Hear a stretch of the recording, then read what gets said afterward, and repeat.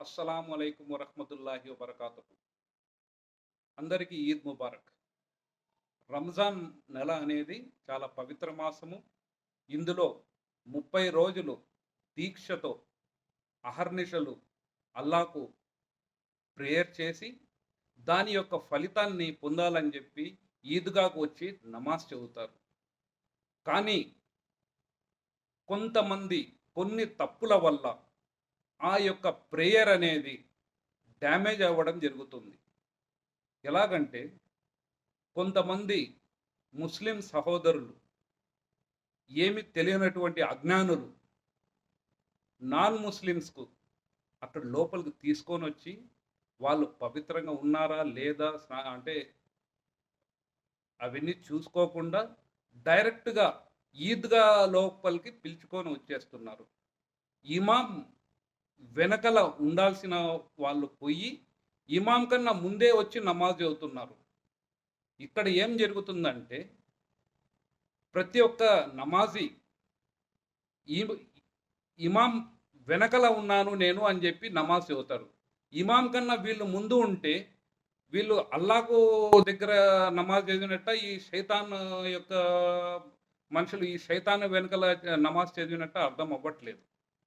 ఇంకొకటి, మీడియా సహోదరులు, మీడియా మిత్రులు వీళ్ళకు ఒక చోట ఒక సెల్ఫీ పాయింటో లేకపోతే మీడియా పాయింట్ అని పెట్టి, అక్కడ ఎవరన్నా మాట్లాడదలుచుకుంటే, ఎవరన్నా లీడర్లతో దిగాలనుకుంటే ఫోటోలు, సెల్ఫీలు అక్కడ దిగేసి వెళ్ళిపోవచ్చు. ఇది చేయకుండా ఇక్కడ లోపలికొచ్చి చాలా కన్‌ఫ్యూజన్ క్రియేట్ చేస్తున్నారు. ఇలాగే మీ యొక్క తిరుమల దేవస్థానంలో ముస్లింలు అక్కడ నమాజ్ చదివితే ఊరుకుంటారా? సో, మీ యొక్క మనోభావాలు మనం చేయట్లేదు ఏమే గాని దెబ్బతిన మీకు రిక్వెస్ట్ చేసేదేందంటే, దయచేసి మీరు అజ్ఞానుల దగ్గర వెళ్లి సలహాలు తీసుకోకండి. ఉంటే డైరెక్ట్ మత పెద్దలతో మాట్లాడండి. లేకపోతే మాలాంటి వాళ్ళు ఉన్నారు. మీకు సరైన గైడ్ చేస్తారు. మా దగ్గరికి అప్రోచ్ అయ్యి తెలుసుకొని మరి వెళ్తే బాగుంటుంది. లేకపోతే మీరు ముస్లిం సమాజాన్ని చాలా హీనంగా చూసినట్టు, లేక వాళ్ళ యొక్క పవిత్రతను మీరు డ్యామేజ్ చేసినట్టుగా గుర్తిస్తాము.